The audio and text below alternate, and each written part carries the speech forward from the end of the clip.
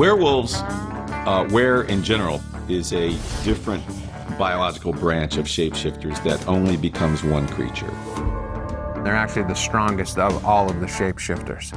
And on a full moon, they can't resist changing. You're an animal, and you're really sensitive to emotions, you're sensitive to smell, there's the hunt, there's just a lot of things that go into being a werewolf. I mean, if you were to meet a werewolf, you might have some inkling that there was something a little bit off about them. As we got into writing the werewolves, both as wolves and humans, we wanted to sort of acknowledge the pack mentality and the pack psychology and the need for there to be an alpha. If you're not alpha, then you don't get the things that alphas get. Like alphas eat first. Weres live together as a group. They tend to be interrelated socially. They form very strong bonds with one another. There's a reason their existence has remained merely a myth to humans for thousands of years. They're territorial, vicious, pathologically secretive. Boy, does that sound familiar. There are two different bands of werewolves in Jackson. Good wolves. They're werewolves, but they function in society. They have a pack, but they're not criminals.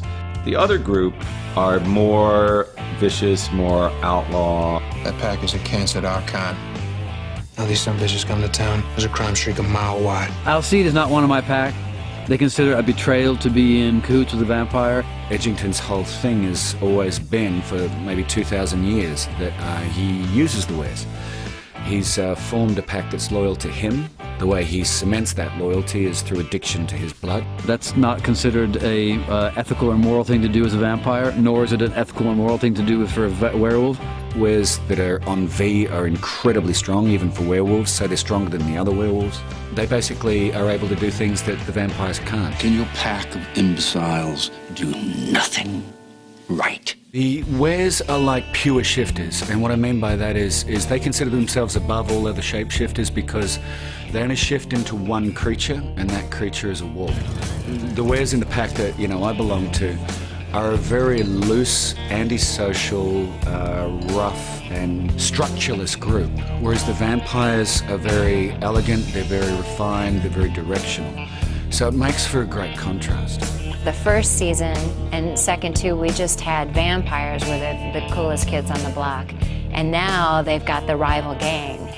It just such a great archetype, such a wonderful, it adds to the mythology of this whole thing. I think the werewolves in True Blood are much more thought out. I think the introduction of the werewolves in season 3 has certainly heightened the drama, because it's not just werewolves and humans and that whole interaction, but it's a whole other breed of people with their own laws and their own feelings, and the fights are crazy and the shifts are crazy, and if you think vampires are crazy, wait till you see the wolves.